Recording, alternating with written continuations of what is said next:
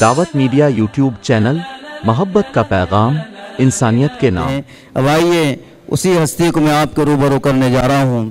میری مراد اس سے مناظر اہل سنت، علماء عالم ربانی اور سرزمین دیوبند سے تشریف لائے ہوئے حضرت اقدس مولانا محمد یامین صاحب قاسمی، مبلغ دارالعلوم دیوبند، کہ تم شان چمن تم جان چمن تم بزم کے میرے تارے ہو، تم شان چمن تم جان چمن تم بزم کے میرے تارے ہو، تقدیس کے مستوں پر مولا کے حقیقی دھارے ہو۔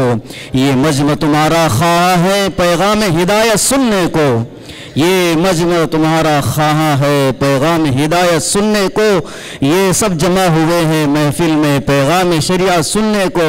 حضرت والا سے ادباً درخواست اگر تشریف لے آئے۔ یہ نہ پوچھو کہ خطابت میں کیا اثر رکھتے ہیں وہ، یہ نہ پوچھو کہ خطابت میں کیا اثر رکھتے ہیں وہ، سنگ دل کو موم کرنے کا ہنر رکھتے ہیں وہ۔ حضرت مولانا محمد یامین صاحب قاسمی، مبلغ دارالعلوم دیوبند، آپ کے روبرو۔ بسم اللہ الرحمن الرحیم۔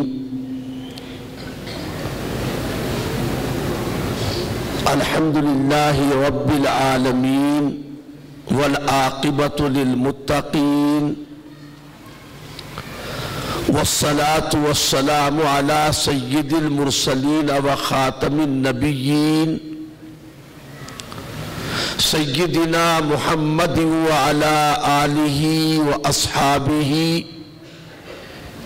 وازواجہ وذریاتہ وبارک وسلم تسلیما کثیرا کثیرا۔ رب اشرح لی صدری ویسر لی امری واحلل عقدۃ من لسانی یفقہوا قولی۔ اما بعد فاعوذ باللہ من الشیطان الرجیم۔ بسم اللہ الرحمن الرحیم۔ لقد من اللہ علی المؤمنین اذ بعث فیہم رسولا من انفسہم یتلو علیہم آیاتہ ویزکیہم وَيُعَلِّمُهُمُ الْكِتَابَ وَالْحِكْمَةَ وَإِن كَانُوا مِن قَبْلُ لَفِي ضَلَالٍ مُبِينٍ۔ صدق اللہ العلی العظیم۔ وقال النبی صلی اللہ علیہ وسلم انما بعثت معلما۔ وقال علیہ الصلاة والسلام بعثت لأتمم مکارم الاخلاق، او کما قال صلی اللہ علیہ وسلم۔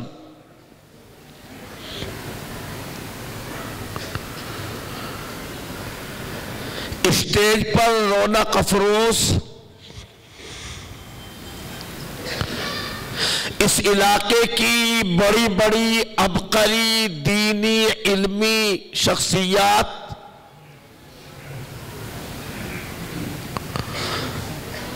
اور آج کے اس عظیم الشان اجلاس میں تشریف فرما تمام بزرگان دین، معزز حاضرین، عزیز دوستوں اور دینی بھائیوں،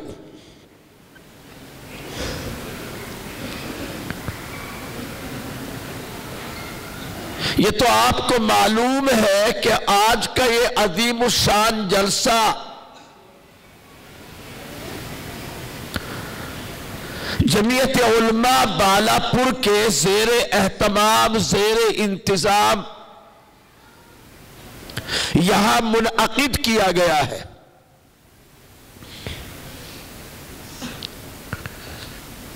اس عنوان سے کوئی ایک جلسہ صرف بالاپور ہی میں نہیں بلکہ آپ کے صوبہ مہاراشٹر معاشر کے مختلف علاقوں میں، مختلف شہروں میں اصلاح معاشرہ اور سیرت النبی صلی اللہ علیہ وسلم کے عنوان سے جلسے ہو رہے ہیں۔ جمعیت علماء مہاراشٹر کے صدر محترم جناب مولانا ندیم صدیقی صاحب دامت برکاتہم، جو ایک بہت بڑی متحرک اور فعال شخصیت کے مالک ہیں، جن کو اللہ پاک نے مجاہدانہ شان عطا کی ہے، جو اپنی زندگی کے جوانی کے زمانے سے برابر قوم و ملت کی خدمت کے لیے میدان عمل میں ہے، ان کی ہدایت پر پورے صوبہ مہاراشٹر میں یہ اصلاح معاشرہ کے جلسے منعقد ہو رہے ہیں۔ آپ کے علاقے میں آج میرا یہ چوتھا اجلاس ہے۔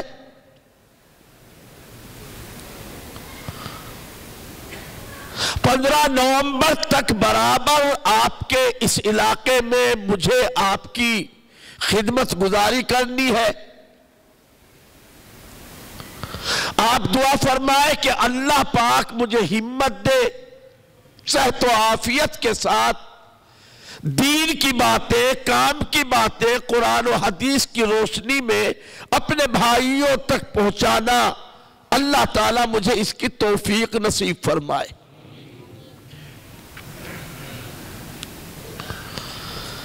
آج کے اس جلسے میں مجھ سے پہلے ابھی مولانا وسیع اللہ صاحب دامت برکاتہم نے جمعیت علماء کی تاریخ پر کچھ روشنی ڈالی۔ حضرت مولانا مفتی روشن صاحب دامت برکاتہم نے معاشرے کی اصلاح کے لیے ہماری تشکیل کی اور بہت اچھے ڈھنگ سے ہمیں بتایا۔ میں بھی آپ کے سامنے کوشش کروں گا کہ پہلے کچھ جمعیت علماء ہند کے تعلق سے عرض کروں اور پھر آج کے اس جلسے کا جو عنوان ہے اس سلسلے میں کچھ باتیں آپ کے سامنے بیان کی جائیں۔ یہ تو آپ جان ہی چکے ہیں کہ جمعیت علماء ہند کا قیام 19 نومبر 1919 میں ہوا۔ یہ جمعیت علماء ہمارے بزرگوں کی، ہمارے اکابر کی، ہمارے اسلاف کی قائم کردہ ایک دینی تنظیم ہے، ایک دینی جماعت ہے، ایک دینی پلیٹ فارم ہے۔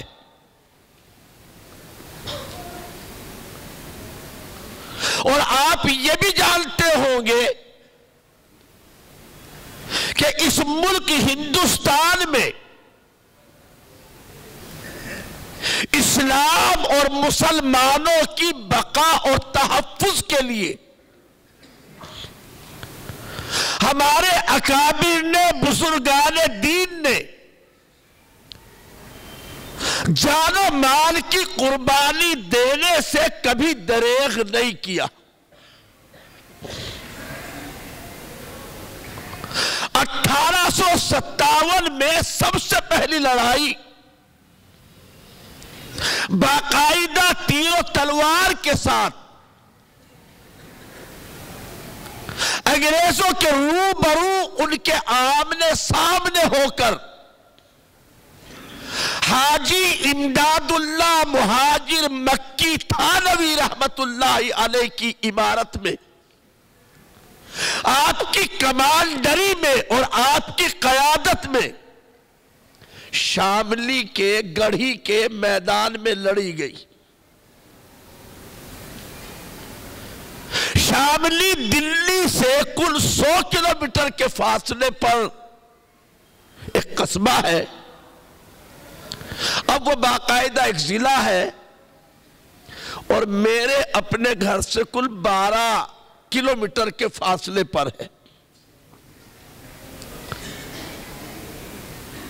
شاملی میں حجت الاسلام بانی دار العلوم مولانا قاسم نانوتوی رحمت اللہ علیہ، قطب الارشاد حضرت مولانا رشید احمد صاحب گنگوہی رحمت اللہ علیہ، نانوتے کے رہنے والے حضرت مولانا منیر احمد صاحب نانوتوی، تھانہ بھون کے رہنے والے حافظ ضامن شہید رحمت اللہ علیہ. یہ ہمارے اکابر کی ایک فوج تھی، ایک جماعت تھی جو انگریزوں کے مقابلے پر برسر پیکار تھی اور تیر و تلوار کے ساتھ میدان کارزار میں تھی. کفن بردوش اپنا سر اپنے ہاتھ میں لے کر انگریزوں کے مقابلے پر اسی شاملی کی لڑائی میں تھانہ بھون کے رہنے والے حافظ ضامن رحمت اللہ تعالی علیہ نے جام شہادت نوش کیا. خاص طور سے میرے نوجوان بھائی توجہ کے ساتھ میری بات سنیں. آج ہمارا وجود، آج ہمارا نام، آج ہماری مسجدوں کے مینارے، آج ہمارے مدارس کا وجود یہ ویسے ہی نہیں کہ بیٹھے بٹھائے یہ ساری چیزیں ہمیں مل گئی. اس کے پیچھے ہمارے بزرگوں نے بڑی قربانیاں دی جسے ہم پڑھتے نہیں، جسے ہم جانتے نہیں. ہمیں جاننا چاہیے، ہمیں پڑھنا چاہیے. میں کیا عرض کروں، میں نے سنا ہے اپنے بڑوں سے، کتاب میں تو باقاعدہ یہ واقعہ میں نے خود نہیں پڑھا کہ 1857 میں شاملی کی اس لڑائی کے بعد انگریزوں کا غصہ پھوٹ پڑا اور ان تمام حضرات پر مقدمات قائم کر دیے گئے. حاجی امداد اللہ مہاجر مکی تھانوی رحمت اللہ علیہ تو ہندوستان سے ہجرت کر کے مکہ معظمہ تشریف لے گئے. کیسے بڑے اللہ والے تھے، واقعات تو بہت سارے ہیں. حاجی امداد اللہ صاحب گھر سے نکل کر راستے میں انگریز پیچھے ہے، تلاش میں ہے، تفتیش چل رہی ہے، دبش پڑ رہی ہے. حاجی صاحب ایک چودھری صاحب کے یہاں پہنچے جو ان کے ملنے والے تھے. کہا کہ تم استبل میں جہاں گھوڑے باندھے جاتے ہیں تھوڑا سا وہاں مجھے ٹھہرنے کا موقع دے دو، میرے پیچھے انگریز ہے. حاجی صاحب کو استبل میں ٹھہرا دیا گیا.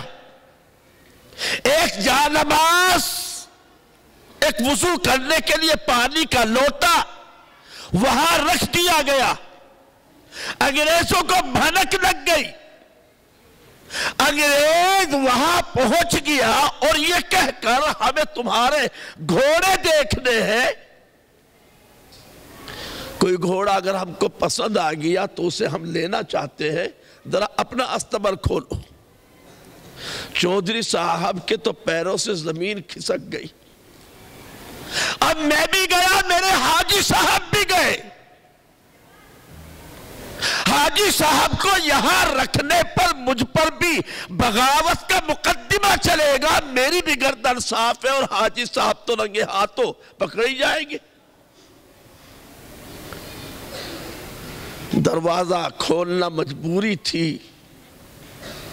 وہ انگریز گورنر گھوڑے دیکھتا دیکھتا وہاں تک پہنچ گیا جہاں حاجی صاحب کے لیے چارپائی بچھائی تھی، پانی کا لوٹا رکھا تھا، جہاں نماز بچھائی تھی. لیکن عجیب منظر، حاجی صاحب وہاں موجود نہیں. چودھری صاحب بھی بڑے متعجب حیران، کچھ جان میں جان آئی. انگریز نے دیکھا بھالا وہ گھوڑے دیکھنے تو نہیں آیا تھا، وہ تو حاجی صاحب کی تلاش میں نکلا تھا. انگریز کو رخصت کر کے پھر واپس چودھری صاحب آئے. دیکھے تو حضرت جو ہے تشہد کی حالت میں نماز میں ہے. سلام پھیرا، حضرت اب یہاں انگریز آئے تھے کہ ہاں آئے تھے، آپ کہاں تھے کہ یہی تھا. اللہ پاک نے آنکھوں پہ پٹی باندھ دی، حاجی صاحب وہاں موجود تھے، اس انگریز کو وہاں نظر نہیں آئے، اور اس طریقے سے کچھ دن وہاں گزار کر پھر آپ مکہ معظمہ تشریف لے گئے. باقی حضرات کو گرفتار کر لیا گیا. مولانا رشید احمد گنگوہی رحمت اللہ علیہ کو سہارنپور کی جیل میں ڈال دیا گیا. مقدمہ چلا. ملکہ برطانیہ کے آرڈر سے تمام قیدیوں کو رہا کر دیا گیا، لیکن مولانا رشید احمد گنگوہی رحمت اللہ علیہ کو رہا نہیں کیا گیا. شاملی کے قریب کے گاؤں کا رہنے والا ایک چودھری جس کا نام منگتا تھا،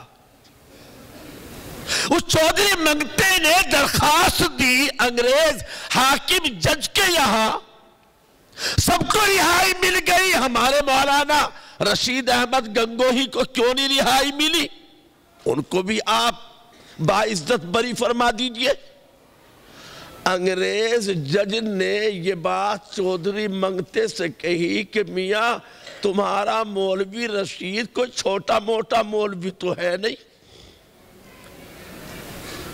اگر تم اپنے مولانا رشید احمد گنگوہی کی رہائی چاہتے ہو تو ان کے بدلے میں مجھے 10 نوجوانوں کا سر چاہیے. سنو نوجوان، ابھی مفتی روشن صاحب نے تشکیل فرمائی، یہاں سے لے کر وہاں تک ماشاءاللہ لمبی لائن لگ گئی. یہ تو اللہ جانے کہ میں آگے چل کر وہ مفتی صاحب کے کہنے کے مطابق بغیر جہیز کے شادیاں کریں گے یا نہیں کریں گے. البتہ اتنا اندازہ مجھے اسٹیج پر بیٹھ کر ضرور ہو گیا کہ بالاپور میں غیر شادی شدہ نوجوانوں کی تعداد ماشاءاللہ اچھی خاصی ہے. یعنی بعضوں کی عمریں 30 سال کے قریب، پوچھو جی ابھی شادی نہیں ہوئی. ایک ہمارے مولانا ملے اچھے خاصے، کہنے لگی جی دعا کر دو ان کے لیے، ان کی بھی شادی ہو جائے. جن کے مکان میں ہم رکے ہوئے، ہم نے پوچھا بھئی اس گھر میں کوئی بھی نہیں کہ جی ابھی شادی نہیں ہوئی. اماں فلاں گھر چلی گئی. تو بھئی یہ شادیاں وقت پہ کیا کرو، سمجھے نہیں؟ وقت پر شادیاں لڑکوں کی بھی کرنی چاہیے، لڑکیوں کی بھی. خیر یہ بات تو الگ کی ہے، میں جو اصل بات بتانا چاہتا ہوں اپنے نوجوانوں کو. چودھری منگتے سے جج نے کہا اگر مولانا رشید احمد گنگوہی کی رہائی چاہتے ہو تو بدلے میں 10 نوجوانوں کا سر چاہیے. چودھری منگتا نکل گیا اپنے علاقے میں گاؤں در گاؤں کے مجھے چندہ چاہیے حضرت گنگوہی کی رہائی کے لیے. پیسوں کا نہیں، غلے کا نہیں، مجھے چند نوجوان چاہیے جو اپنا سر اپنے تن سے جدا کرانے کے لیے تیار ہو. آپ کو یقین آئے نہ آئے 10 نوجوان کھڑے ہو گئے، ہم ہیں تیار اپنی گردن اپنے تن سے جدا کرانے کے لیے اپنے مولانا رشید احمد گنگوہی رحمت اللہ علیہ کی رہائی کی خاطر.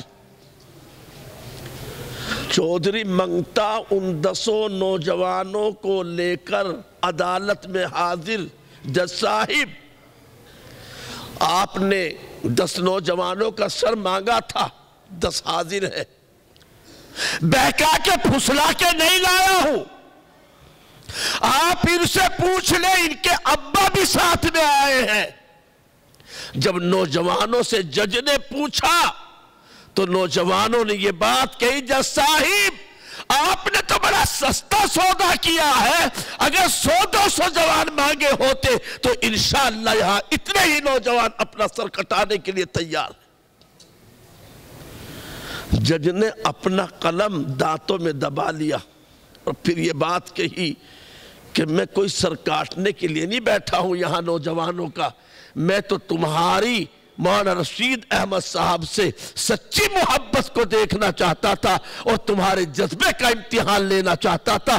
یہ تھے وہ نوجوان جن کے صدقے میں آج ہم بالاپور کے اس حال میں بیٹھ کر کے بات کر رہے ہیں اور یہ جلسہ یہاں پر منعقد کیا جا رہا ہے۔ آپ کو معلوم ہے 1857 کی شاملی کی لڑائی کے بعد انگریزوں نے جو مسلمانوں سے بدلہ لیا، انہوں نے جو پالیسی بنائی، انہوں نے پالیسی یہ بنائی کہ جب تک مسلمانوں کے درمیان یہ مولوی رہیں گے تب تک مسلمانوں کے جذبہ جہاد کو سرد نہیں کیا جا سکتا، انہیں اپنی غلامی کی رسی میں نہیں پھنسایا جا سکتا۔ اس لیے ایک تو ان مولویوں کو درمیان سے ہٹاؤ اور دوسرے جہاں یہ مولوی تیار ہوتے ہیں یعنی مدرسے، ان مدرسوں کو ختم کرو۔ شاملی کی لڑائی کے بعد ہندوستان میں جہاں جہاں دینی مدرسے قائم تھے تمام دینی مدرسوں پر بلڈوزر چلا کر نیست و نابود کر دیا گیا۔ دہلی میں 57 سے پہلے تک 1100 مدرسے چلتے تھے، تمام کے تمام مدرسوں کو زبیدوز کر دیا گیا اور ان کا نام و نشان مٹا دیا گیا۔ ادھر علماء کرام کو پھانسی کے تختوں پہ لٹکایا جانے لگا اور صرف 15 دن کے اندر اندر مولوی اور مولوی جیسی شکل و صورت رکھنے والے مسلمان، بتایا گیا تھا کہ ہر وہ مسلمان جس کا کرتا لمبا ہے، سر پہ ٹوپی ہے، چہرے پہ داڑھی ہے، بس اس کو پکڑو، تختہ دار پہ لٹکا دو۔ 15 دن کے اندر اندر 54,000 کے قریب مولویوں یا مولوی جیسی شکل و صورت رکھنے والے مسلمانوں کو پھانسی کے پھندے پہ لٹکایا گیا۔ میرٹھ تک درخت، سڑک کے کنارے کا کوئی درخت ایسا نہیں بچا تھا جس درخت کے اوپر کسی مسلمان کا سر یا دھڑ لٹکا ہوا نہ ہو۔ 1857 میں مدارس مٹا دیے گئے، نام و نشان مٹا دیا گیا۔ ہمارے بچے کچھ بزرگوں نے، علماء نے دیوبند میں بیٹھ کر 9 سال کے بعد یعنی کہ 1866 میں پھر ایک نئی شمع روشن کی۔ دیوبند کی چھتہ مسجد کے انار کے پیڑ کے نیچے ایک مدرسہ شروع کیا جہاں پڑھانے والے کا نام بھی محمود تھا اور پڑھنے والے سب سے پہلے شاگرد کا نام بھی محمود تھا۔ وہی پہلا شاگرد اس انار کے پیڑ کے سائے میں پڑھنے والا آگے چل کر شیخ الہند بنا، اور شیخ الہند بن کر جنہوں نے انگریزوں کے خلاف ریشمی رومال کی تحریک چلائی، جن کو انگریزوں نے مکہ معظمہ سے گرفتار کیا اور گرفتار کر کے مالٹا میں ڈال دیا، 3 سال 7 مہینے تقریباً 3.25 برس تک مالٹا کی جیل میں حضرت شیخ الہند مولانا محمود حسن دیوبندی رحمت اللہ علیہ کو رکھا گیا۔ ہر طرح سے ان پر ظلم و ستم کیا گیا۔ کیسے ظلم؟ حضرت شیخ الاسلام مولانا حسین احمد مدنی نور اللہ مرقدہ لکھتے ہیں، میرے شیخ کو رات کی کسی گھڑی میں اس قید خانے کے تہ خانے میں لے جایا جاتا تھا اور تہ خانے میں لے جا کر جلتے ہوئے آگ کے شعلوں پر لٹایا جاتا تھا اور شیخ الہند سے کہا جاتا تھا ہماری مخالفت کرنا چھوڑ دو، اعلان کر دو کہ تم ہمارے مخالف نہیں ہو، لیکن حضرت شیخ الہند جواب دیتے تھے میں تو بلال حبشی کا غلام ہوں، میں تو بلال حبشی کا پیرو ہوں، میں تو بلال حبشی کا ماننے والا ہوں، تم جو چاہے میرے ساتھ کرو، جلا دو مجھے، چاہے جگہ جگہ سے مجھے چھیل دو، کچھ کر دو، لیکن میں اپنے موقف سے ہٹنے والا نہیں ہوں۔ کسی کو نہیں پتا تھا، حضرت نے منع فرمایا تھا بتانا مت، لیکن جب آپ کو نہلایا گیا، جب آپ کو نہلایا گیا، غسل دیا گیا مرنے کے بعد، تب دیکھنے والوں نے دیکھا کہ پنڈلی کا گوشت جگہ جگہ سے چھیلا گیا تھا، چاقو چھریوں سے آپ کے گوشت کو کاٹا گیا تھا مالٹا کی جیل میں۔ کیسی کیسی قربانیاں دی ہیں۔ یہ ہندوستان، یہ ملک مسلمانوں کے خون سے سینچا گیا ہے۔ ہمارے اکابر کی قربانیاں، سچی بات تو یہ ہے کہ ہندوستان کی مکمل آزادی کا ریزولیشن پاس کرنے والی سب سے پہلے جمعیت علماء ہند ہے۔ اپنی 1926 میں بلکہ کہیے 1921 میں مولانا محمد علی جوہر نے ورکنگ کمیٹی میں تجویز پیش کی کہ ہندوستان کی مکمل آزادی کا ہم کو مطالبہ کرنا چاہیے۔ 1926 میں باقاعدہ تجویز منظور کی گئی، ورنہ تو جمعیت علماء کے علاوہ انڈین نیشنل کانگریس جو 1885 میں بنی تھی، اس نے بھی ہمت نہیں کی کہ ہم انگریزوں سے اپنے ملک کی مکمل آزادی کا کوئی ریزولیشن، کوئی تجویز اپنی ورکنگ کمیٹی میں پاس کر سکے۔ یہ جمعیت علماء ہند ہی کا دم تھا۔ اس کے اکابر نے بغیر آنے والے خطرات کو سوچے ایک دم سے یہ تجویز پاس کی، یہ ملک ہمارا ہے، ہمیں بھیک نہیں چاہیے، ہمیں اپنے ملک کی مکمل آزادی چاہیے۔ یہ جمعیت علماء نے کیا۔ ملک کی آزادی سے پہلے شاردا ایکٹ آیا، نہرو رپورٹ آئی، سائمن کمیشن آیا، لے پالک اڈپشن بل آیا۔ ان تمام کے تمام خطرناک بلوں کا مقابلہ کھل کر جمعیت علماء ہند نے کیا۔ ترک موالات کا اعلان، نون کاپریشن کا اعلان سب سے پہلے جمعیت علماء نے کیا۔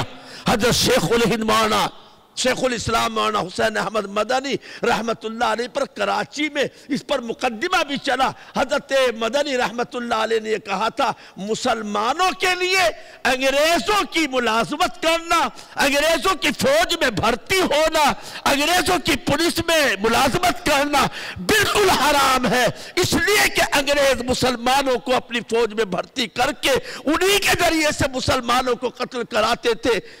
کہا کہ ایک مسلمان دوسرے مسلمان کو قتل کرے یہ کفر ہے، لہذا انگریزوں کی ملازمت کرنا حرام ہے۔ کراچی میں مقدمہ چلا، کراچی آپ تشریف لے گئے، بہت ساری باتیں بتائی اور بیان کی جاتی ہے، کتابوں میں لکھی ہے کہ حالت یہ تھی، ایک کانفرنس ہوئی، مقدمہ چلا، چاروں طرف توپیں لگائی گئی اور یہ کہا گیا آج کوئی انگریزوں کے خلاف اگر زبان کھولے گا اس کو توپ کے دہانے سے باندھ کر اس کے پرخچے اڑا دیے جائیں گے۔ حضرت مدنی رحمت اللہ علیہ کھڑے ہوئے تقریر کے لیے۔ انگریز گورنر نے پوچھا تم ہی وہ حسین احمد ہو جو یوں کہتے ہو کہ انگریزوں کی ملازمت کرنا، فوج میں بھرتی ہونا حرام ہے؟ پیچھے سے مولانا محمد علی جوہر نے چپکے سے کہا حضرت بیان بدل دیجئے ورنہ جان چلی جائے گی آج۔ سنو یہ اللہ کا شعر، اللہ پر توکل اور بھروسہ کرنے والا، جس کا عزم پہاڑ جیسا مضبوط، یہ اللہ کا شعر شیخ الاسلام دہاڑ کر کے کہتا ہے کیا کہا محمد علی جوہر؟ بیان بدل دوں؟ اگر حسین احمد نے آج بیان بدل دیا اس کا ایمان چلا جائے گا۔ اور حسین احمد یہ سودا کرنے کے لیے تیار نہیں۔ لوگوں کی آنکھوں میں آنسو تھے، آج حسین احمد نہیں بچیں گے، یقیناً گولی کا یا توپ کا شکار بنائے جائیں گے، پھانسی پہ لٹکائے جائیں گے۔ لوگوں کی آنکھوں میں آنسو تھے۔ پہلے تو حضرت مدنی رحمت اللہ علیہ نے ان توپوں کی طرف دیکھا حقارت آمیز انداز میں، اور پھر یوں کہا، لیے پھرتی ہے بلبل چونچ میں گل، لیے پھرتی ہے بلبل چونچ میں گل، شہید ناز کی تربت کہاں ہے؟ اور پھر لوگوں سے کہا، آنکھوں میں آنسو لانے کی ضرورت نہیں، گھبرانے کی ضرورت نہیں، حسین احمد اپنا کفن ساتھ لے کے آیا ہے۔ نوجوانوں اپنی تاریخ پڑھو، نوجوانوں سے میں کہتا ہوں اپنے ماضی کو پڑھو، اپنے اکابر اپنے اسلاف کی قربانیوں کو پڑھو۔ اس ملک میں ہمارا وجود کس کی خدمت و قربانیوں کا رہین منت ہے، اس کو کتابوں کے اوراق میں پڑھو، تب تمہیں پتا چلے گا کہ یہ بوریا نشین، یہ زمین پر بیٹھنے والے، یہ مدرسوں میں روکھی سوکھی کھانے والے، جن پر ہم میں سے بھی بہت سارے ایسے لوگ مل جاتے کبھی کبھی ان پر تنقید کے تیر چلانے والے، یہ ملک آزاد ہوا، اس کے ملک کی آزادی کے لیے تحریکیں چلی۔ سب سے پہلے مدرسوں میں پڑھنے والے، دارالعلوم دیوبند کے پہلے شاگرد، علماء دین کی ایک جماعت، انہی حضرات نے بگل بجایا، انہی حضرات نے سب سے پہلے آزادی کا ریزولیشن پاس کیا، انہوں نے قید و بند کی صعوبتیں برداشت کی، یہی کالے پانی بھیجے گئے، کبھی نینی جیل میں ڈالے گئے، کبھی مالٹا کے جزیرے کی قید میں ڈالے گئے۔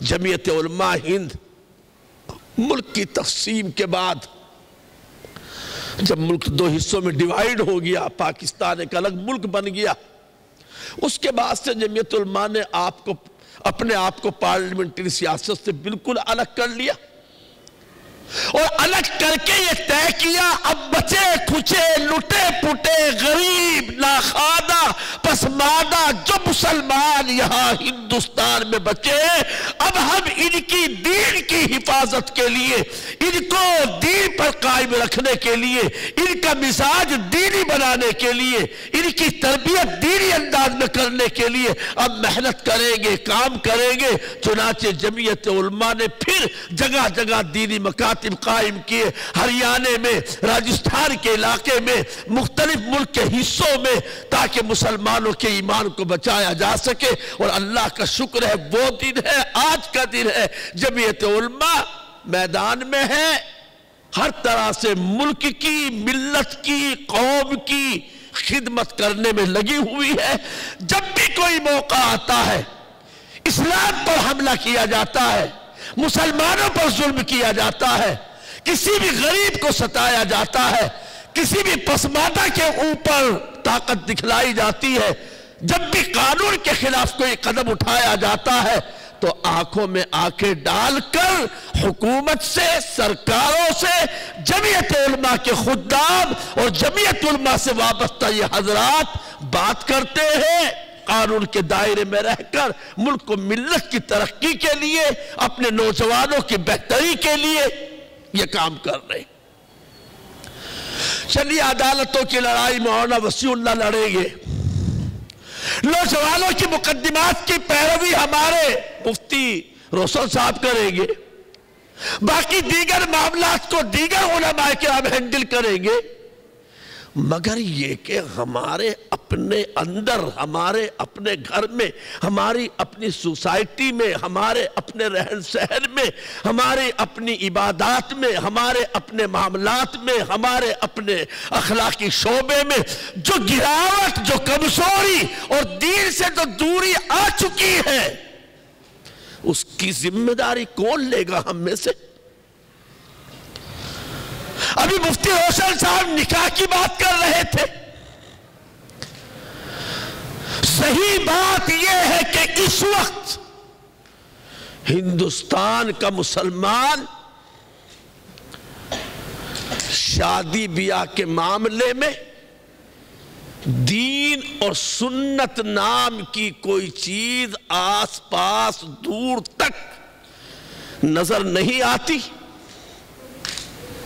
بیاہ شادیوں میں اپنی من مرضی کے مطابق، دنیا کی رسم و رواج کے مطابق، اپنی انا اور بڑائی کے مطابق، اپنی ناک کی خاطر وہ سب کچھ کر رہا ہے جس کا اللہ کے رسول اور صحابہ کرام کے طور طریقوں سے دور دور کا رتی برابر کوئی تعلق نہیں. یہ تو ہمارے اپنے گھریلو مسئلے ہیں، ہماری اپنی خانگی باتیں ہیں، اس کا کسی دوسرے سے کوئی لینا دینا ہے ہی نہیں. اس لیے جمعیت علماء آج تقریباً 25 برس کے قریب ہو چکے ہیں. سن تقریباً 1995 سے پورے ملک ہندوستان میں جمعیت علماء پابندی کے ساتھ اصلاح معاشرہ کی تحریک چلا رہی ہے.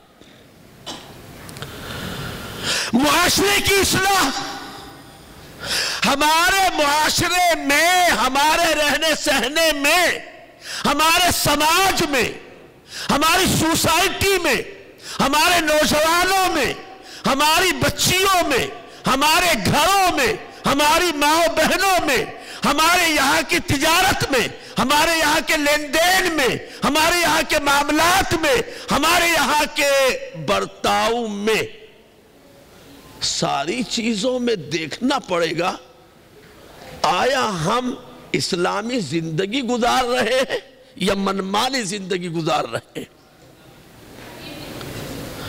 ہمارے اخلاق اسلامی ہے یا نہیں؟ ہماری بچیوں میں حیا غیرت ہے کہ نہیں؟ ہمارے نوجوانوں میں اسلام کا پاس لحاظ ہے کہ نہیں؟ ہمارے تمام نوجوان بچے اور بچیاں دین کی تعلیم سے، دین کے بنیادی عقائد سے آراستہ ہے یا نہیں؟ غور کرنا پڑے گا، ذمہ داروں کو فیصلہ کرنا ہوگا. میں نے قرآن مجید کی جو آیت پڑھی ہے، حضرت نبی کریم صلی اللہ علیہ وسلم کیسے حالات میں دنیا میں تشریف لائے.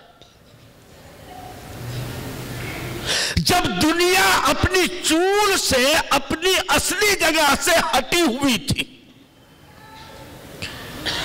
تمام طرح کی برائیاں اس سماج میں، اس معاشرے میں پائی جاتی تھی. شراب پی جاتی تھی، جوا سٹا کھیلا جاتا تھا، بدکاری کی جاتی تھی، قتل چوری یہ چیزیں عام تھی. اللہ کے نبی صلی اللہ علیہ وسلم تشریف لائے، اس بگڑے ہوئے سماج میں آئے، بالکل ایک دم مکمل طریقے پر ہر برائی جس سماج میں پائی جاتی تھی اس سماج میں نبی پاک علیہ السلام تشریف لائے. اللہ پاک نے کیا فرمایا؟ لَقَدْ مَنَّ اللَّهُ عَلَى الْمُؤْمِنِينَ إِذْ بَعَثَ فِيهِمْ رَسُولًا مِّنْ أَنفُسِهِمْ. اللہ پاک نے ان ایمان والوں پر جو بعد میں ایمان والے بنے ان کو یاد دلایا کتنا بڑا احسان کیا، احسان عظیم کیا کہ انہی میں سے ایک رسول بھیجا. اس رسول نے اس بگڑے ہوئے معاشرے کو سدھارنے کے لیے کیا کیا یہ مجھے بتانا ہے. اگر ہم بھی کسی ضلالت زدہ، کسی گمراہی میں پڑے ہوئے، خرافات و بدعات میں دھسے ہوئے، اخلاق سے مکمل معرہ اور خالی، حیا اور شرافت سے بالکل دور، ایسے معاشرے کی اگر ہم اصلاح کرنا چاہتے ہیں، ایسے معاشرے کو ہم سدھارنا چاہتے ہیں جو مکمل کھلے طور پر ضلالت اور گمراہی کے اندر پڑا ہوا ہے، تو کس طرح ہم اس کو سدھار پائیں گے؟ وہ اس قرآن مجید کی آیت کی روشنی میں سمجھا جا سکتا ہے۔ اللہ پاک نے ارشاد فرمایا کہ سب سے پہلا کام بگڑے ہوئے معاشرے کو سدھارنے کے لیے نبی صلی اللہ علیہ وسلم کی سب سے بڑی ذمہ داری یتلو علیہم آیاتی، جس معاشرے کو سدھارنا چاہتے ہو سب سے پہلے انہیں قرآن سناؤ۔ قرآن ہی تو دستور خداوندی ہے، قرآن ہی میں تو نظام حیات مزمر ہے، قرآن ہی تو کتاب ہدایت ہے، قرآن ہی کی تو اللہ پاک نے فرمایا ان ھذا القرآن یہدی للتی ہی اقوم۔ قرآن ہی کے بارے میں تو اللہ نے فرمایا ذالک الکتاب لا ریب فیہ ھدی للمتقین۔ بگڑے ہوئے معاشرے کو سنوارنے کے لیے سب سے پہلی ذمہ داری نبی کی یہ بتائی اللہ پاک نے کہ اس نبی کا جو بگڑے ہوئے معاشرے کو سدھارنے کے لیے آیا ہے، اس کا کام یہ ہے کہ وہ لوگوں کو قرآن مجید کی آیتیں پڑھ پڑھ کر سنائے، ان کے سامنے قرآن مجید کی تلاوت کرے۔ قرآن مجید کی تلاوت ہی کا اثر تو تھا کہ فاروق اعظم عمر ابن خطاب رضی اللہ عنہ تلوار لے کے نکلے تھے گھر سے۔ فاروق اعظم عمر ابن خطاب اپنے تمام لوگوں سے، مکے والوں سے کہا پریشان ہونے کی ضرورت نہیں، جا رہا ہوں، آج اس فتنے کو ختم کر کے آؤں گا، میں محمد کا سر لینے کے لیے جا رہا ہوں جس نے ہم سب کی نیند اڑا دی ہے، جو ہمارے معبودوں کی شان میں گستاخی کرتا ہے، جس کا کام تمام کروں گا۔ تلوار لے کے نکلے، راستے میں کسی نے چلتے چلاتے بتا دیا کہاں جا رہے ہو، کہاں کا ارادہ؟ کہا کہ آج اس فتنے کا سر کچلنے جا رہا ہوں، کہ وہاں تو بعد میں جاؤ گے، پہلے اپنی بہن بہنوئی کو دیکھ لو۔ آپ کی بہن بہنوئی دونوں کلمہ پڑھ چکے ہیں، ایمان لا چکے ہیں۔ فاروق اعظم اپنے بہن کے گھر پہنچ گئے۔ کیا کیا ہوا اس تفصیل میں نہ جاتے ہوئے بالآخر فاروق اعظم نے کہا وہ قرآن جو تم پڑھ رہے تھے، وہ کلام جس کی تم تلاوت کر رہے تھے، ذرا مجھے بھی تو سناؤ۔ حضرت خباب رضی اللہ تعالی عنہ قرآن مجید سنایا گیا، قرآن کی آیت پڑھی گئی۔ کیا کون سی آیت؟ طٰہٰ مَا أَنزَلْنَا عَلَيْكَ الْقُرْآنَ لِتَشْقَىٰ إِلَّا تَذْكِرَةً لِمَن يَخْشَىٰ تَنزِيلًا مِّمَّنْ خَلَقَ الْأَرْضَ وَالسَّمَاوَاتِ الْعُلَىٰ۔ جیسے اللہ کے کلام کی آیتیں فاروق اعظم نے سنی، دل میں انقلاب پیدا ہو گیا، ارادے بدل گئے۔ جو سر لینے کے لیے نکلا تھا اب اپنا سر دینے کے لیے چل دیا۔ کہاں ملیں گے؟ کہا کہ دار ارقم میں۔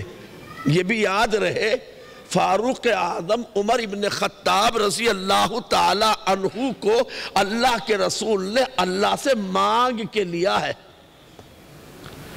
آپ مراد رسول ہیں، آپ مطلوب رسول ہیں، آپ مدعائے رسول ہیں۔ रसूलुल्लाह सल्लल्लाहु अलैहि वसल्लम दुआ फरमाया करते थे, अल्लाहुम्मा आइज़्ज़िल इस्लाम बि उमर इब्निल खत्ताब औ अबी जहल इब्न हिशाम। ए अल्लाह उमर इब्न खत्ताब को मुसलमान बनाकर इस्लाम को इज्जत दे दे, या अबू जहल को मुसलमान बनाकर इस्लाम को इज्जत दे दे। अबू जहल का नाम बाद में लेते, पहले फारूक आजम उमर इब्न खत्ताब का नाम लेते। अल्लाह पाक ने दुआ कबूल फरमाई फारूक आजम के हक में। दार अरकम पहुंच गए, दरवाजा खटखटाया, अंदर वाले ने झांक कर देखा, कौन आया? उमर आया। हुजूर से बताया कि या रसूलल्लाह उमर आया है। घबराओ नहीं, दरवाजा खोल दो, आपको तो अपनी दुआओं पर यकीन था। दरवाजा खोला गया, फारूक आजम रज़ी अल्लाह अन्हु का मेरे आका ने इस्तिकबाल किया, अपने सीने से लगाया, देर तक दबाया, ऐसे ही दबाया जैसे कि गारे हिरा में हज़रत जिब्राईल अलैहिस्सलाम ने मेरे आका को अपने सीने से लगा करके दबाया था। हज़रत जिब्राईल ने हुजूर पाक अलैहिस्सलातु वस्सलाम के सीने में पता नहीं क्या क्या उंडेल दिया।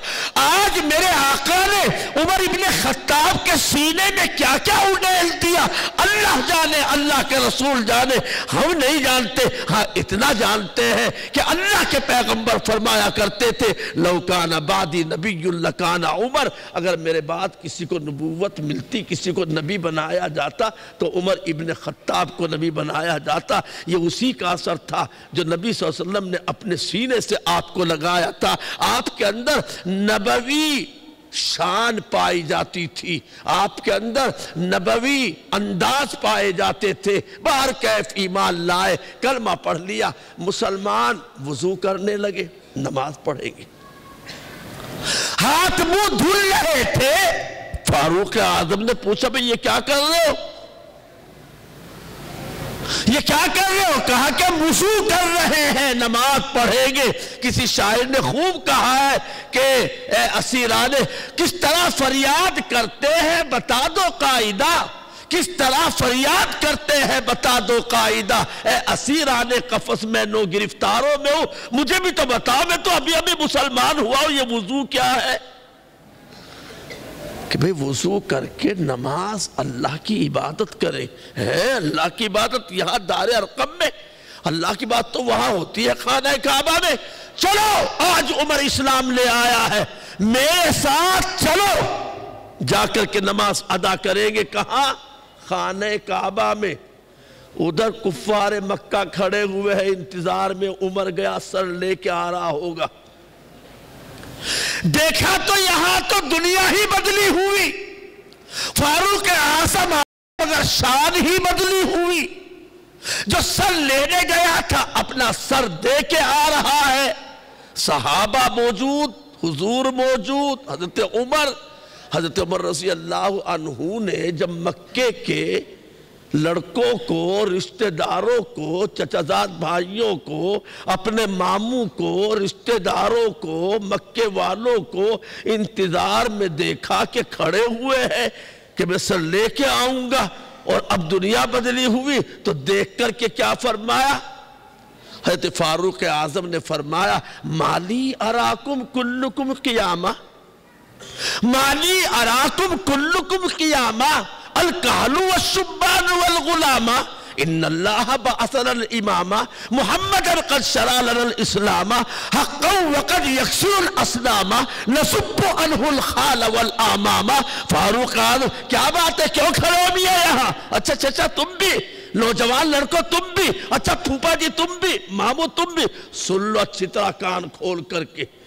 किसी ने मेरे आका की तरफ तिरछी नजर से अगर देखा, नसुब्बु अन्हुल खाला वल आमामा, मैं नहीं देखूंगा कि मामू है कि चचा है, सबको कुर्बान कर दूंगा अपने आका के ऊपर से। ये शान कैसे आई? यतलू अलैहिम आयाती, कुरान मजीद को लोगों के सामने ये अल्लाह का नबी तिलावत करता है। कुरान मजीद के पढ़ने, तिलावत करने, तिलावत सुनने से दिल का जंग दूर होता है। दूसरा काम, فرمایا وَيُزَكِّيهِمْ، یہ اللہ کا رسول اس بگڑے ہوئے معاشرے کے افراد کے ظاہر کو باطن کو صاف کرتا ہے. یعنی کہ مربی اعظم ہے، مبلغ اعظم بھی میرے آقا ہے. یتلو علیہم یزکیہم، آپ مربی اعظم مرشد اعظم بھی ہیں کہ لوگوں کی اندرونی غلاظت، دل میں بھری ہوئی نجاست، ظاہری اعتبار سے کسی بھی طرح کی کوئی بھی گندگی، اللہ کا نبی ان کے ظاہر کو بھی صاف کرتا ہے، ان کے باطن کی بھی صفائی کرتا ہے.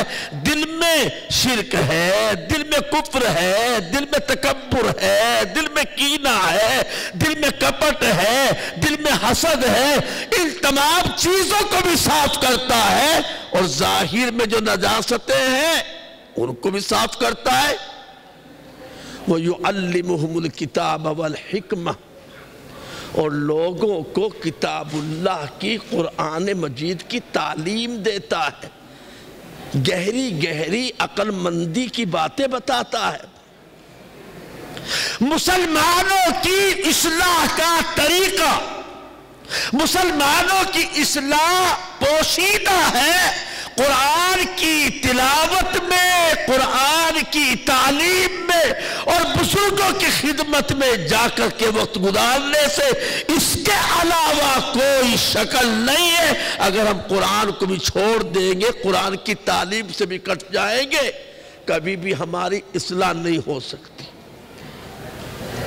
انگریز انہوں نے مدرسے ختم کیے تاکہ ان کی روح مردہ ہو جائے، ان کا ضمیر مردہ ہو جائے، ان کا قلب سیاہ ہو جائے. ہمارے اکابر جانتے تھے کہ مسلمانوں کے بیچ جب تک قرآن کی تلاوت اور تعلیم رہے گی تب تک ان کے دل اور ضمیر مردہ نہیں ہو سکتے. اس لیے انہوں نے سب سے پہلا کام 1857 کے بعد مدرسے کی بنیاد ڈالی دیوبند میں، جو آج ساری دنیا دارالعلوم دیوبند کے نام سے جانتی ہے. پھر اسی چراغ کی لو سے چراغ جلتے گئے اور ملک اور بر صغیر ہند و پاک میں مدرسوں کا دور دور تک ایک جال پھیلتا چلا گیا. اگر معاشرے کی اصلاح چاہتے ہو، اپنے بچے اور بچیوں کی خاص طریقے پر دین کی تعلیم کا انتظام لازمی طور پر کرو. صرف ہماری بچی ڈاکٹر بنے گی، MBBS کرے گی، MBBA کا کورس کرے گی، MCA کا کورس کرے گی، یا اس کے علاوہ کوئی بھی اونچی ڈگری حاصل کرے گی. مسلمانوں، ہم نہیں کہتے ہماری بچیاں ڈاکٹر نہ بنے، ہماری بچیاں انجینئر نہ بنے، ہماری بچیاں کمپیوٹر نہ سیکھیں، ہماری بچیاں MCA کا کورس نہ کرے، ہماری بچیاں میڈیکل لائن میں نہ جائیں.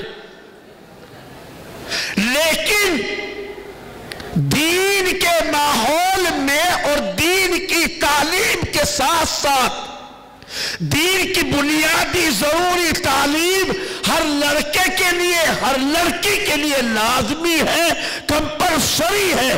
اگر یہ نہیں کریں گے تو ہم سے ہمارے بچے، ہماری بچیاں ہمارے ہاتھوں سے نکل جائیں گے اور نکل رہے ہیں. مسلمانوں کی جو بچی MBBS ڈاکٹر بن رہی ہے اور پہلے دن سے دوسروں کے ساتھ رہی ہے، آنا جانا، پڑھنا لکھنا، اٹھنا بیٹھنا، ہنسنا بولنا، کھیلنا کودنا، سب اپنے کلاس میٹ کے ساتھ. وہ کلاس میٹ کون ہے؟ غیر ہے، کسی بھی طرح کا ہے.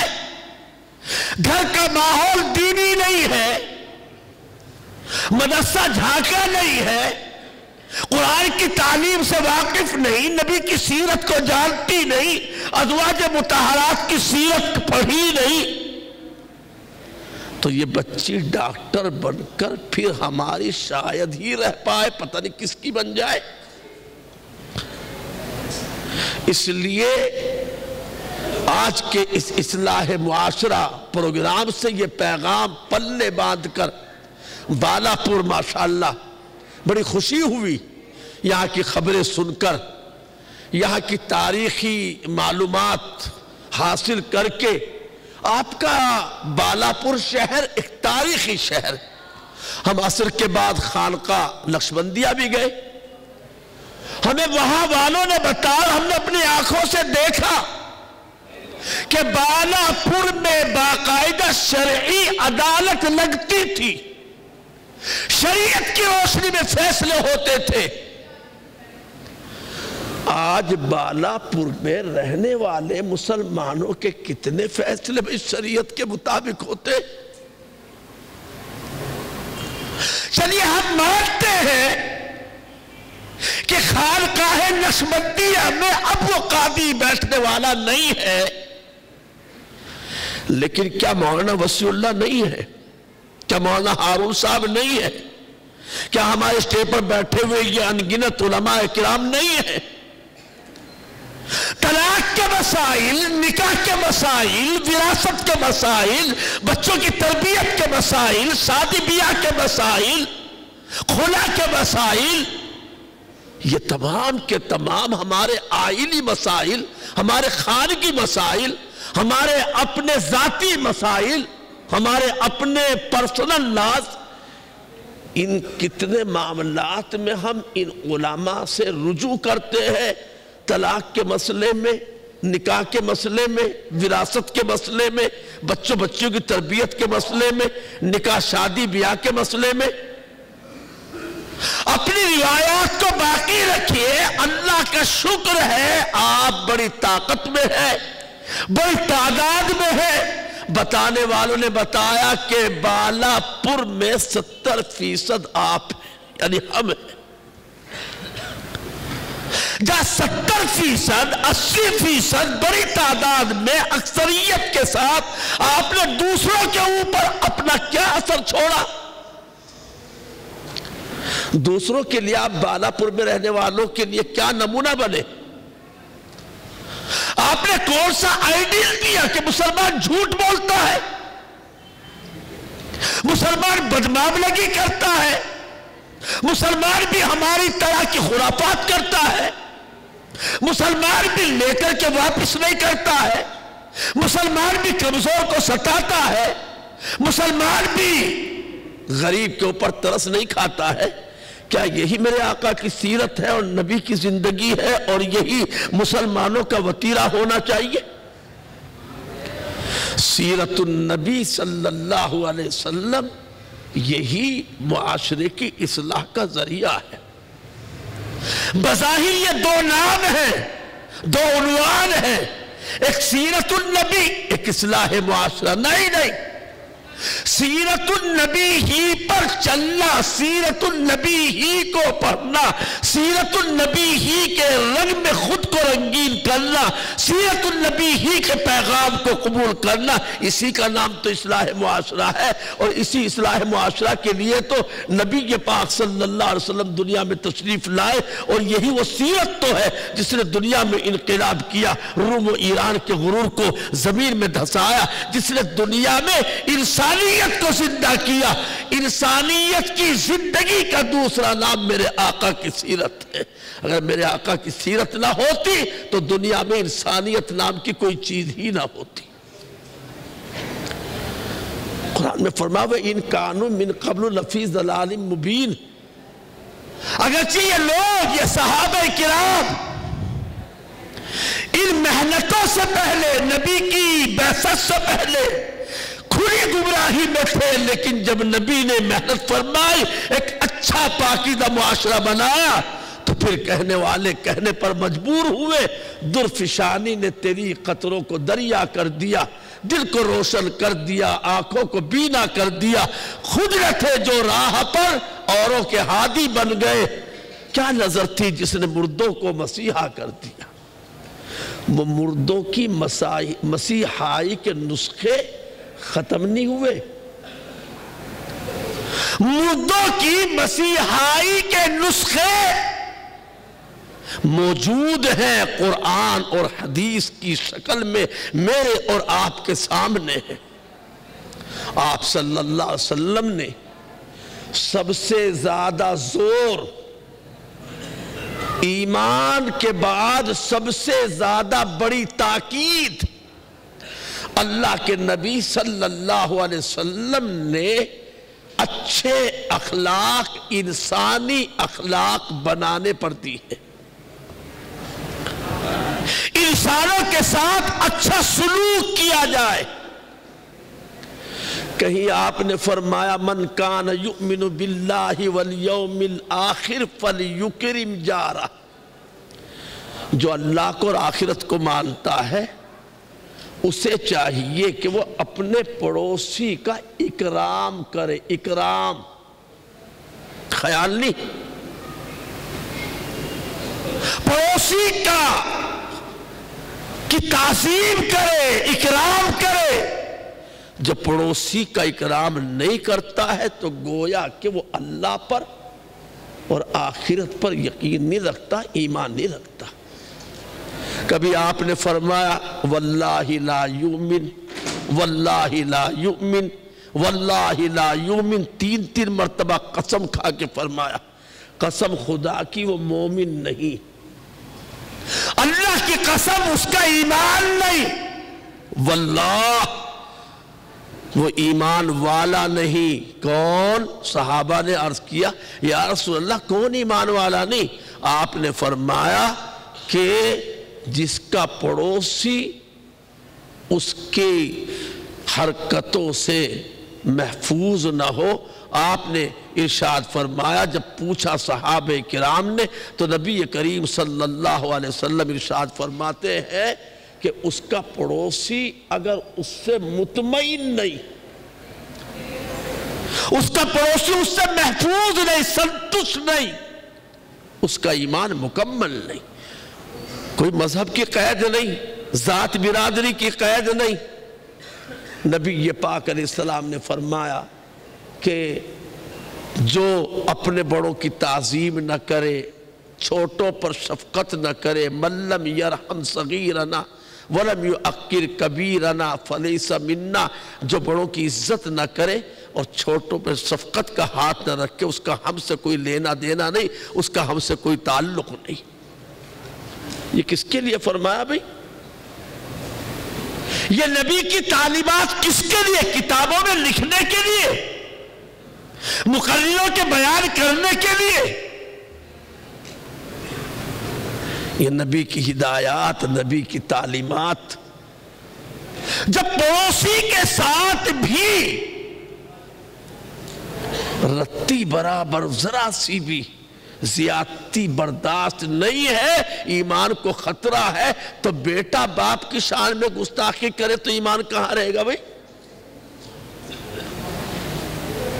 بیٹا باپ کی عزت پر ہاتھ ڈالے تو ایمان کہاں باقی؟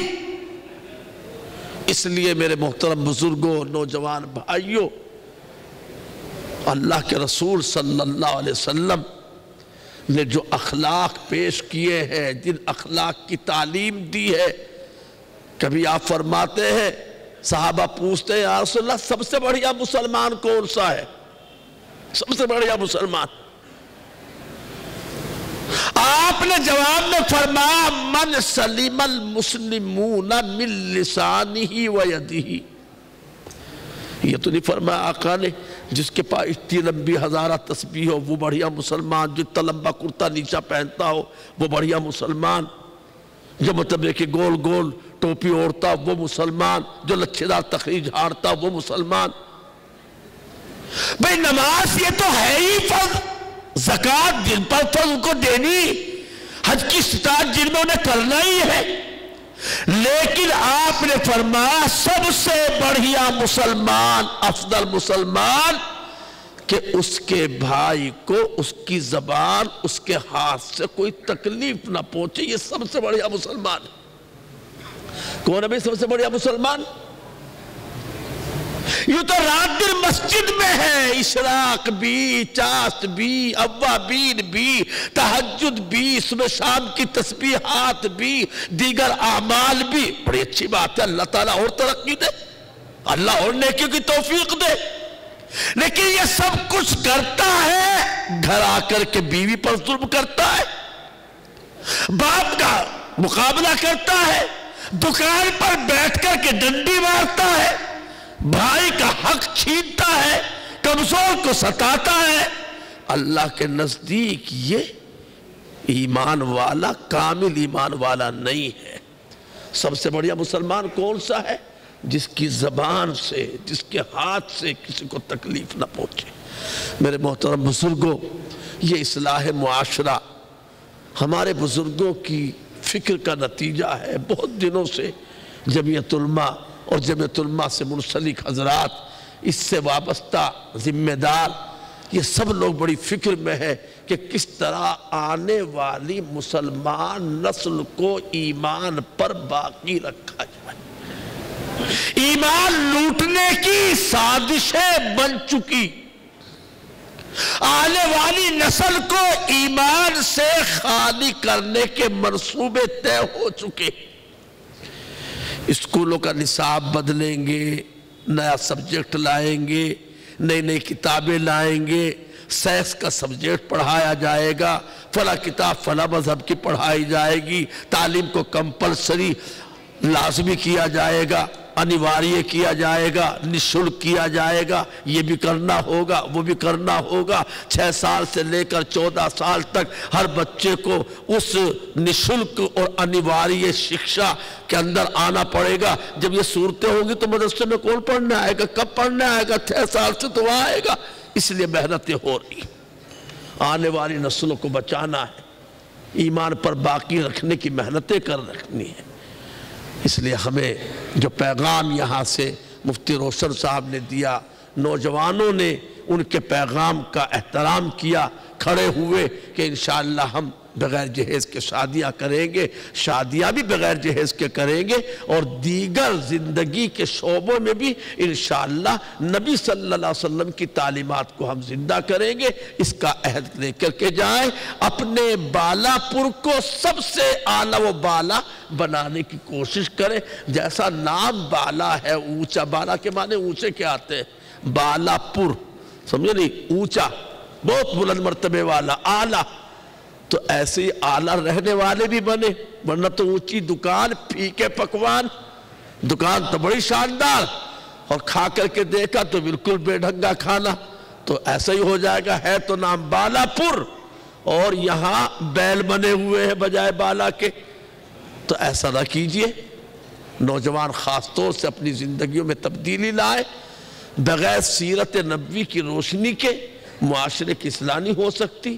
جوا، سٹا، شراب نوشی، نشہ کسی بھی انداز میں ہو، بہت ساری طریقے ہیں نشہ کرنے کے. کوئی کس طرح کر رہا ہے، کوئی انجیکشن لگوا رہا ہے، کوئی ڈیزل پیٹرولی پی کر کے، کوئی کھانسی کی دوا آتی تھی کوریکس کر کے بند کر دی، اسی لیے اس میں نشہ ہوتا تھا، اسی کو ڈیل رہا ہے. کوئی ہیروئن، کوئی اسمک، کوئی پتہ نہیں کیا کیا. تو اللہ کرے. یہاں تو ماشاءاللہ بڑا جی خوش ہوا نوجوانوں کا جذبہ دیکھ کر. ان علماء کی تربیت کا اندازہ ہوا کہ یہاں نوجوان علماء کی زیر تربیت ہے ماشاءاللہ. میں ان تمام نوجوانوں کا بھی اور ان نوجوانوں کے سرپرستوں کا بھی تہہ دل سے شکریہ بھی ادا کرنا چاہتا ہوں کہ نوجوانوں نے جس طرح آنے والوں کی خاطرداری اور عزت افزائی کا انہوں نے اخلاقی طور پر ثبوت دیا. اللہ پاک ان ہمارے تمام نوجوانوں کی جوانی میں سلامتی فرمائے اور اللہ پاک ان کی زندگی کو بہتر سے بہتر بنائے.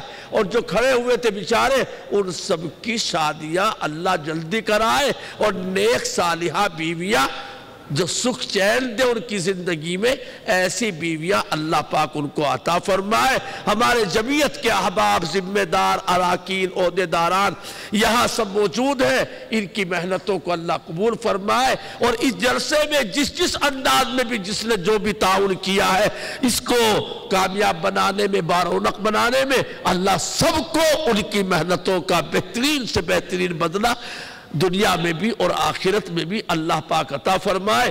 آمین. وآخر دعوانا الحمدللہ رب العالمین. دعا کریں گے بھئی انشاءاللہ. لیکن دعا سے پہلے ایک بات یہ بتاؤ کہ آج کے جلسے میں کیا کیا باتیں طے کی آپ نے؟ ایک بات تو یہ طے کی کہ بغیر جہیز کے بالاپور کے لڑکے شادی کریں گے انشاءاللہ. دوسری بات یہ طے کر لیجئے کہ ہمارا کوئی بچہ، ہماری کوئی لڑکی بغیر دین کی تعلیم کے نہیں رہے گی، ہے نا؟ انشاءاللہ طے کر رہے ہیں نا اس کو. ہم اپنے لڑکوں لڑکیوں کو کچھ پڑھائیں لیکن دین ضرور پڑھائیں گے. دو باتیں ہو گئی. تیسری بات، اپنے شہر بالاپور میں ان اکابر علماء کی نگرانی اور سرپرستی میں ایک اصلاحی کمیٹی قائم کریں گے. یہ ہے بنی ہوئی، اس کو متحرک کریں گے، اسے فعال بنائیں گے. آپ کے شہر بالاپور میں علماء کی، سماج کے ذمہ داروں کی، نوجوانوں کی ایک اصلاحی کمیٹی بننی چاہیے. جب کسی کے یہاں رشتہ طے ہو جائے تو یہ اصلاحی کمیٹی وہاں پہلے سے پہنچ کر ان کو کہے بھیا آپ اپنے بیٹے کا رشتہ کر رہے، چند آدمی جا کر کے نکاح کر کے لے آؤ، لمبی بارات نہیں جائے گی، زیادہ مہمان نہیں جائیں گے، سیدھی سادھی شادی کر کے اگر گنجائش ہوگی تو ولیمہ کر لینا. ولیمہ سنت ہے، اولم ولو بشاتن. ایک ہی بکری کا بچہ ہو تو بھی ولیمہ کرو. ولیمے میں پورے بالاپور کی دعوت کرنا، تمام رشتہ داروں کی، قرضہ لے کر بوجھ میں دب کر.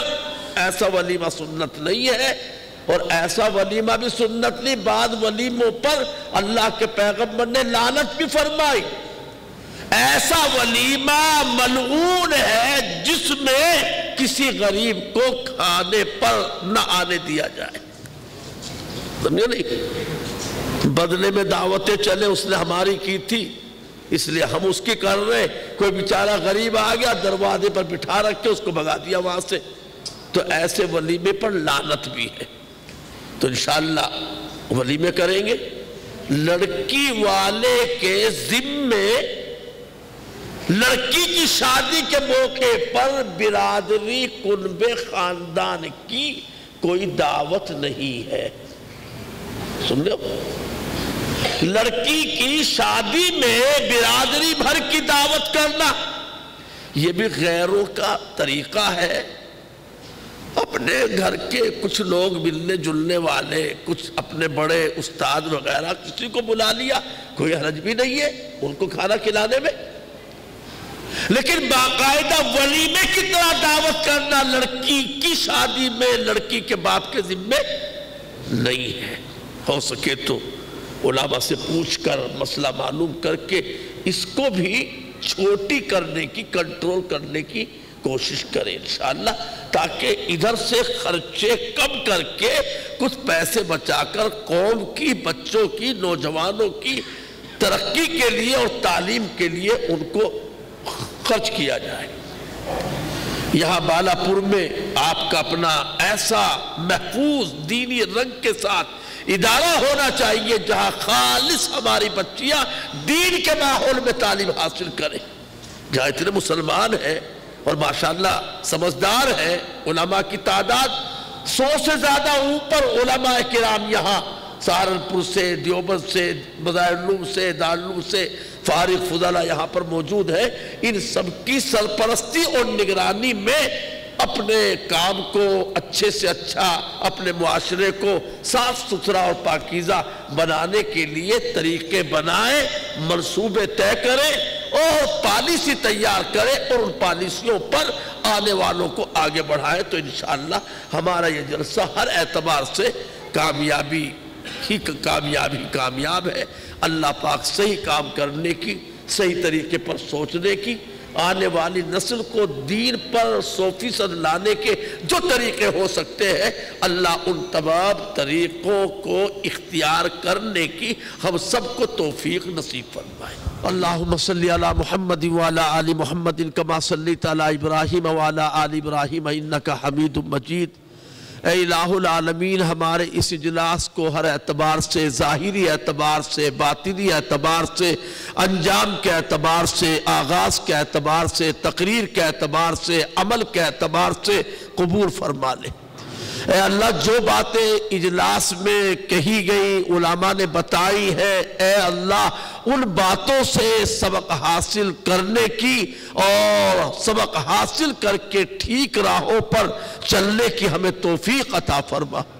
اے اللہ، نبی پاک صلی اللہ علیہ وسلم نے جس طرح ایک بگڑے ہوئے معاشرے کے لیے جو نسخے اور جو انداز آپ نے جو طرز اختیار کیا، ہمیں بھی اپنے معاشرے کی خرابیوں کو دور کرنے کے لیے وہی طور طریقہ اور وہی انداز اور وہی نسخہ استعمال میں لانے کی توفیق نصیب فرما۔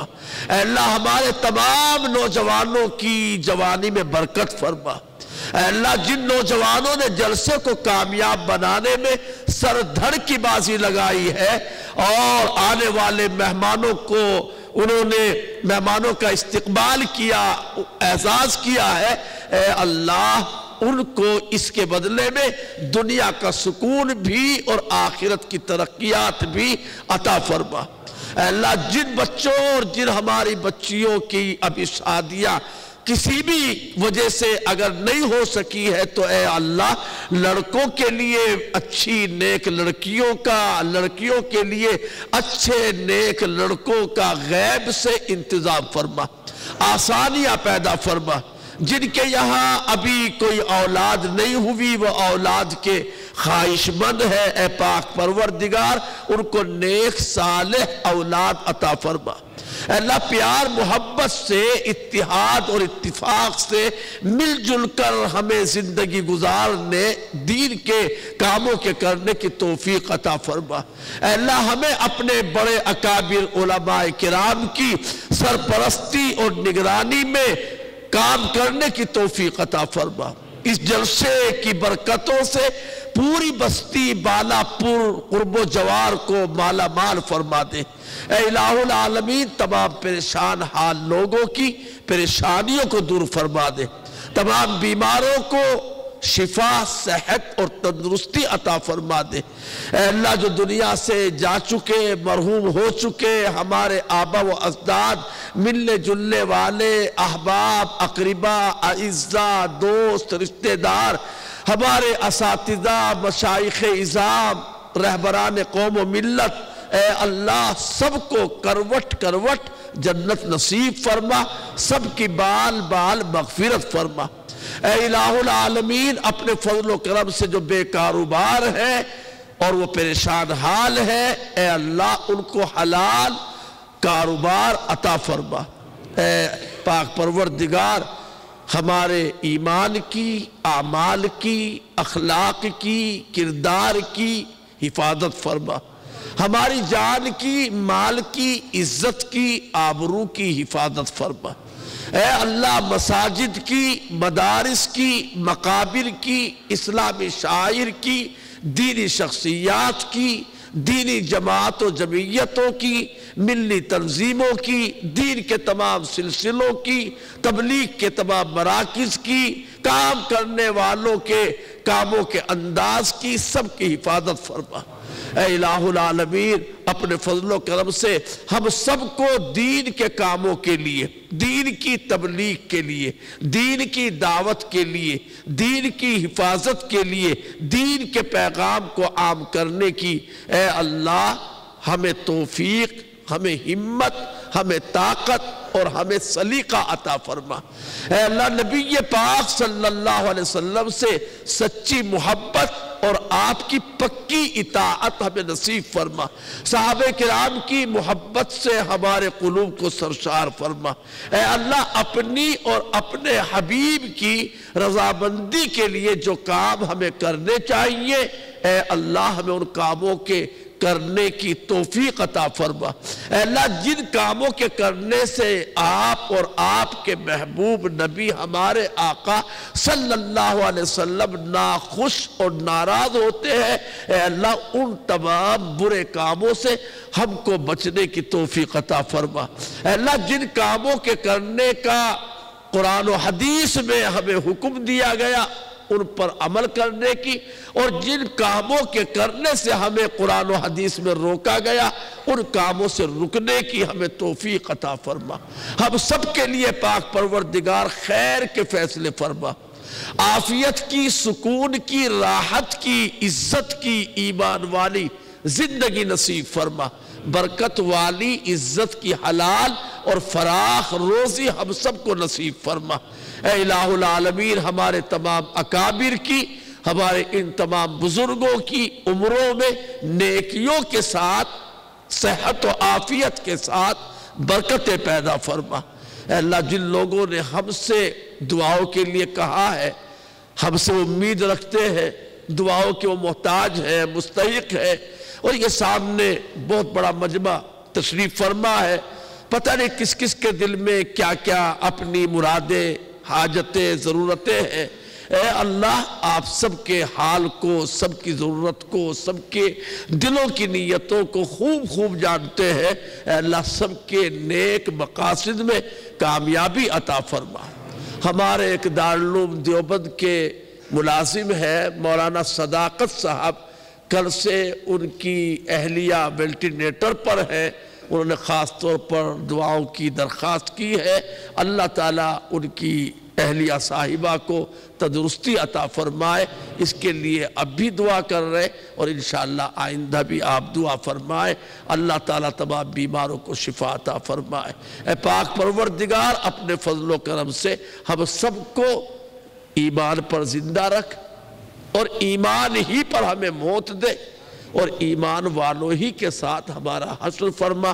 سبحان ربک رب العزت عما یصفون وسلام علی المرسلین والحمدللہ رب العالمین۔ دعوت میڈیا یوٹیوب چینل، محبت کا پیغام، انسانیت کے نام۔